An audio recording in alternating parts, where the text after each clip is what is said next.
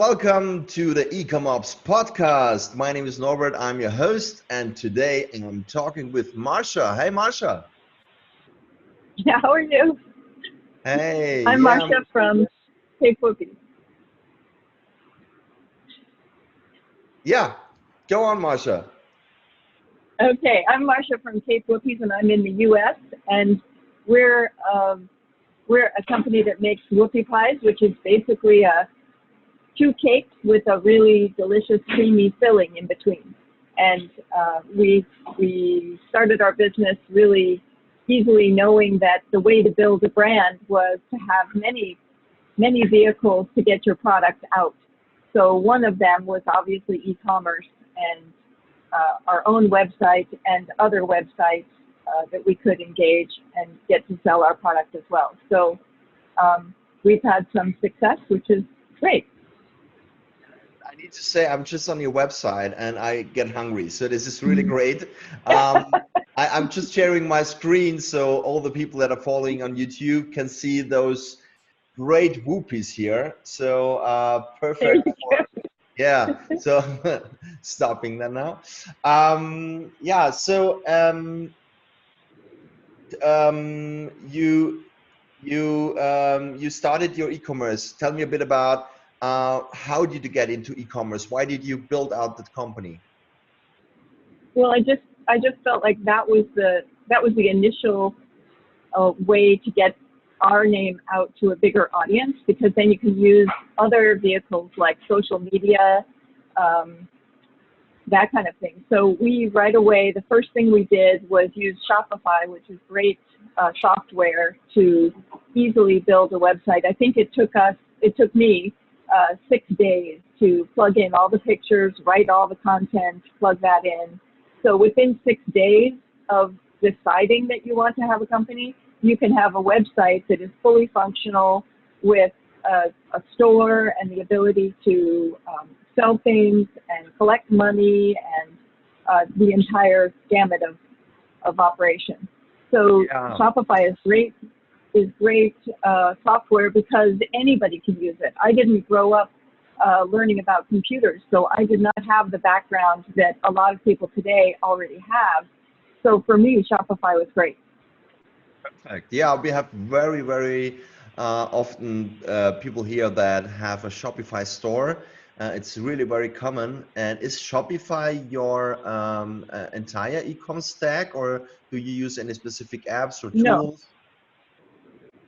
No. Well, we use Shopify, but we're also on Amazon, and we're also on Goldbelly. Goldbelly is probably our biggest customer.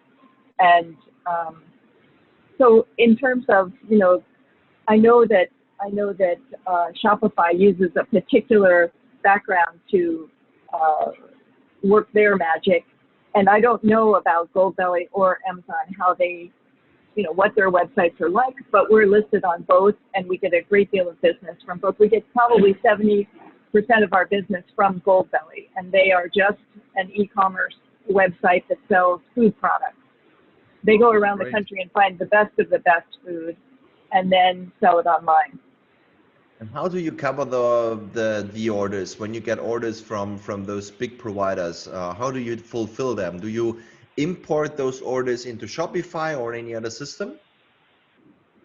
No, actually, it's really quite easy. It's really a drop ship kind of endeavor, and they just send you an email with the information. You go on their website and download a shipping label and an order form, and the two go together. One goes in the box, the other goes on the outside of the box. It's very simple.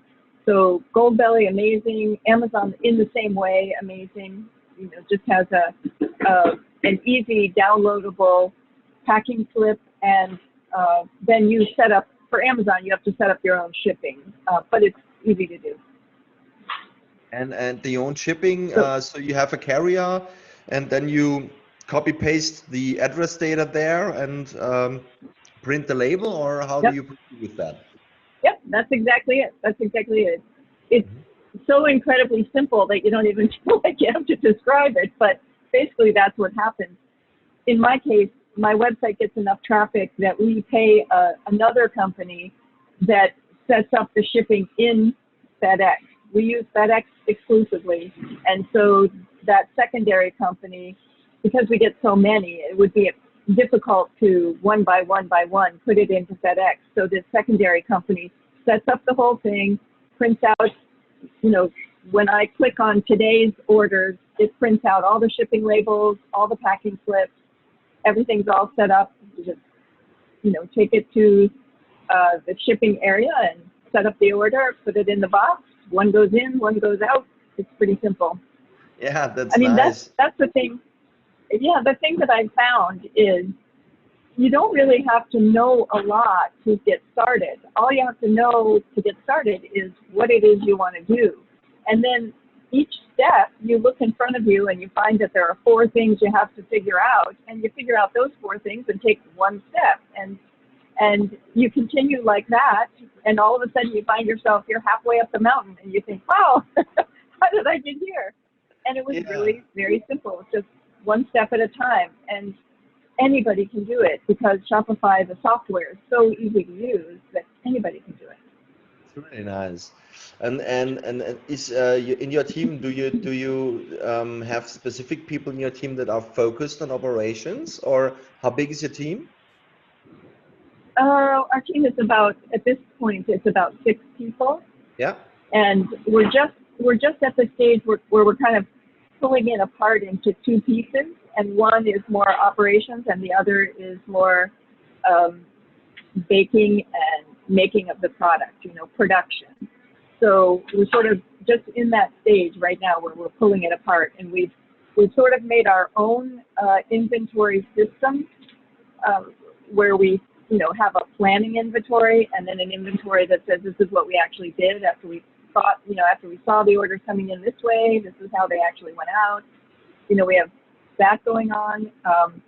We also have the our year kind of ebbs and flows, and our busiest time is during the summer and then again at Christmas time. And Christmas time is so busy that we really have to inhale and grab as many people as we can to help us to get through it. And then in January, usually it slows down in January, and we kind of reassess everything that we're doing. We look at how is the packaging? Can we do a better job with less, or is there a better looking product that we can afford to do and not have our product cost too much? You know, we sort of reassess all the pieces and parts and see what we can do to make it just as good or maybe even better, but thinking carefully about the cost. And so January is always about the cost. And we just have redesigned the packaging, and we'll have our logo printed on the outside. So that too will be a marketing tool as it travels everywhere. People will see the logo, they'll see the ability to get in touch with us. It'll have the website and our phone number on that package. So, so that's, you know, and we kept the cost lower than we were originally paying. So I feel like we've made a good decision there. So, you know, the operations end of it, we sort of do in pieces throughout the year based on our busy season and our slow season. So we're about, you know, to come into a busy season, though, because of the type of business we are, because we use e-commerce as one vehicle that we have, what's happened for us has been that this whole virus that's worldwide has caused our business to go up. We're about 65% ahead of last year, just because people want to send others sweet treats in the mail. So this whole sort of side of our business has really stepped up, and that's a great thing. It's good to have all of it, you know. That's cool. That's really, really great. Yeah. And so I was going to say one other thing. We share a building.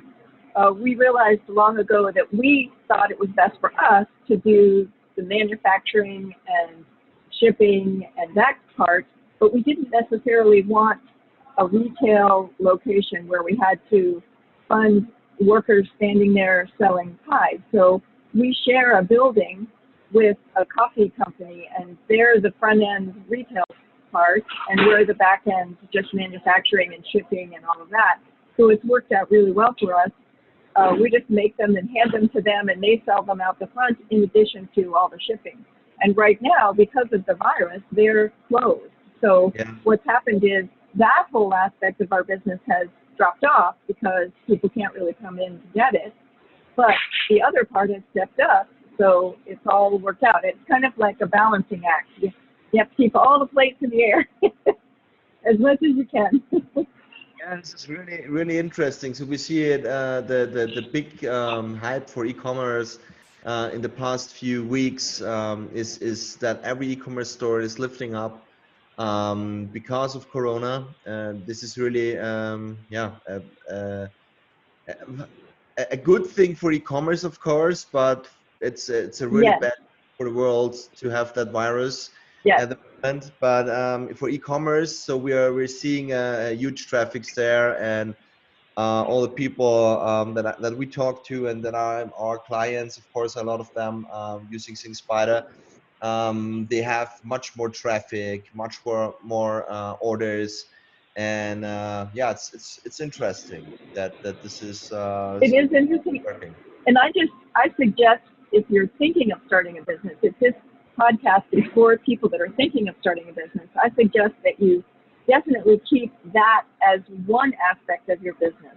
You may have other vehicles, but that is definitely something in today's world that you have to do. You just have to do that. Yeah, absolutely. Fully agree. And what do you do to ensure that your customers have constantly an awesome experience across all your channels? You have 3 channels. What are you doing at all the channels? Yeah, I think we're still at a stage where, I'm kind of hands-on everything and sort of overseeing everything. I do feel like I'm more the operations at this point and less the production, but I'm able to look at it. We're all in the same building, so I'm in a good place in terms of I can actually see it and make sure that it's all the same. In addition, the shipping is exactly the same. So for me, I feel like one of the things to keep the experience the same on every single one of the vehicles is that all the shipping happens in the same place in the same way. There may be different swag in each box. Like when we take an order from Amazon, we put different stuff in the box than we put if we take an order from Goldbelly. It's a little bit different, but it's happening in exactly the same place. So the people doing the two different kinds of shipping are either standing next to each other or it's the same person doing both. Okay. So the experience would be exactly the same. Yeah. Yeah, that's good. Because we're smaller, I will always keep it the same, but I think it's easy because we're smaller. Yeah, sometimes it's really always easier when you're smaller because you can react fast and you can be first to something and make a fast decision, especially, which is of course harder when you're bigger. Yeah. Yes, I totally agree. I think that's, And did you face any significant downtime or any disruption of your service where you have thought, well, we need to change something, or it really is difficult, or is everything smooth running with Shopify and the channels? Shopify has always been super smooth. Whenever I have a problem, they have, I think they call them gurus. They have people that you can tap and have an instant chat with, and you can literally take care of anything on your website. I mean, I just can't say enough good about that software.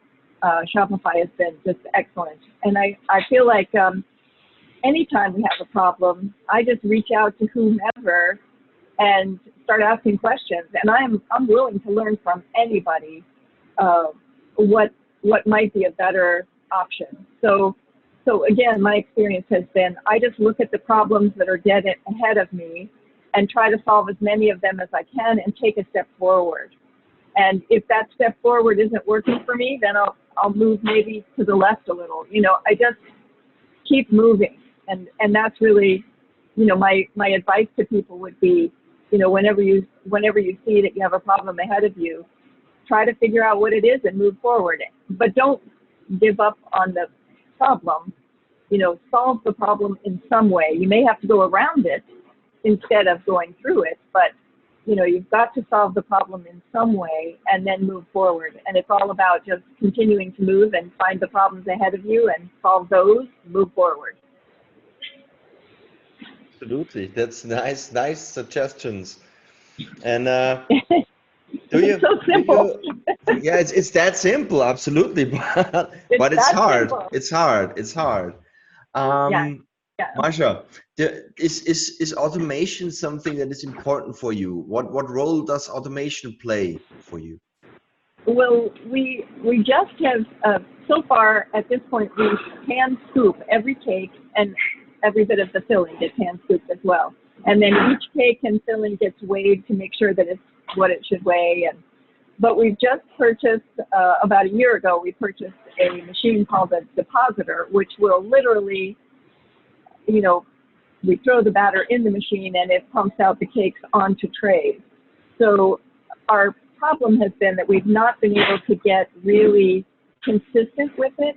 So we find ourselves going, okay, we need these cakes really badly, so let's just hand scoop them. So we keep going back to hand scooping. But at some point we have to make this commitment and work our, we've made a plan, now work our plan, get this thing to be consistent and move forward. Or even if it's not perfectly consistent, find a system that will say the tray has cakes that are all the same size except for two, scoop the two back into the batter, bake that cake, that tray with two missing, and keep pumping. It's just a matter of committing to do it and make that big change, which is using the machine versus hand scooping every cake. So, but we are working on that. What I find very interesting at the type of product that you have, if you implement something new, it needs a lot of testing, right? So you need to do a lot of product testing. Yeah, and I think this is something I would like. Being product tester at your company. Yeah, that's cool. That's what I was going to tell you. People love that. They're like, please let me. Yeah. So you there's no problem to find a product tester at Whoop. Not seemingly. Not so far. Yeah, I can imagine that.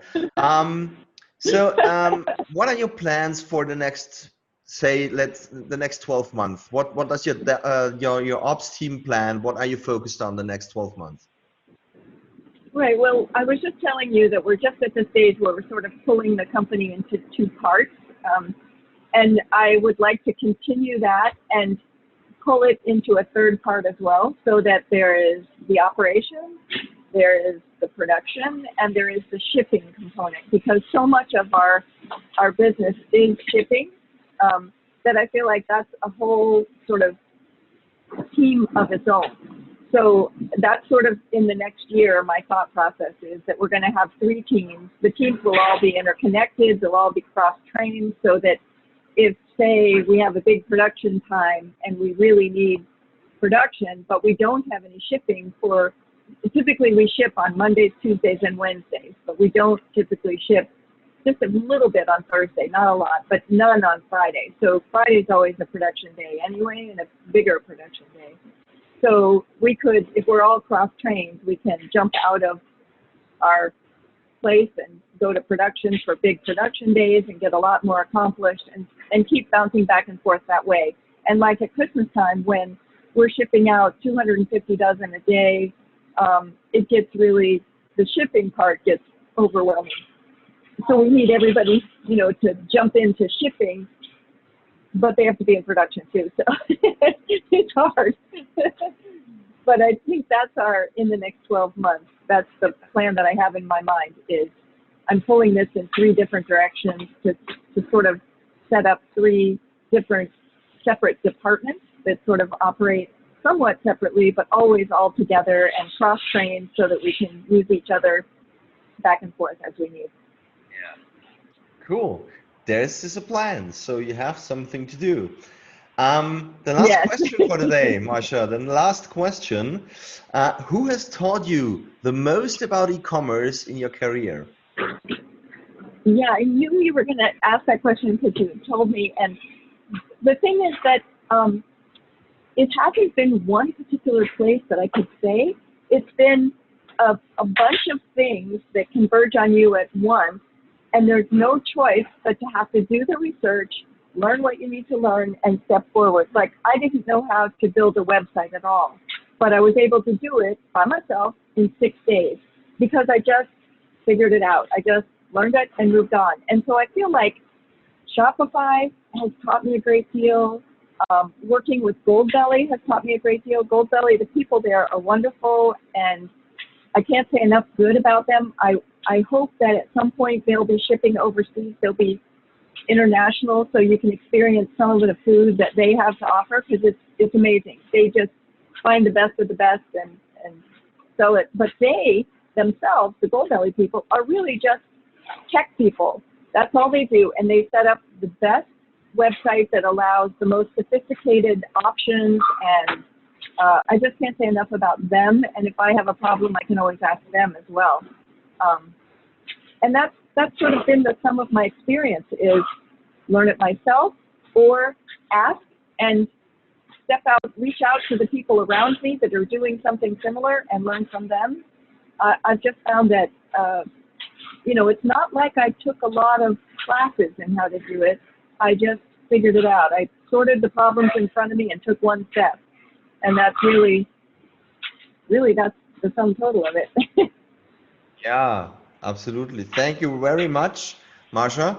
I really liked Thank you. your enthusiasm. So you really are very powerful, and I see that you built up your Shopify store yourself within a few days. You got online, you got selling, you introduced marketplaces. This is something that a lot of the small businesses simply don't do at the first place. So they're struggling with going on marketplaces. And when they go on marketplaces, it takes them time, and there is no automation in behind and so on. And I really like that to hear that there's a small business jumping on e-commerce, going on marketplaces, standing out, being that powerful, solving problems. And what I hear very often is learning from Google, is blog posts, reading blog posts, searching on Google. Just keep your ears open for new input and solving problems. Thank you very much, Marsha. And it's all about the hustle. Yeah, it's all about the hustle. It's all about the hustle. Absolutely. So good luck with your lovely capes. It's really a great product, I think. So unfortunately, I'm here in Austria. So if you come once here to Austria, drop in a box. And I will. Yeah, thank you. Good luck and have a great week. Bye-bye. Thank you. Thank you. Bye-bye.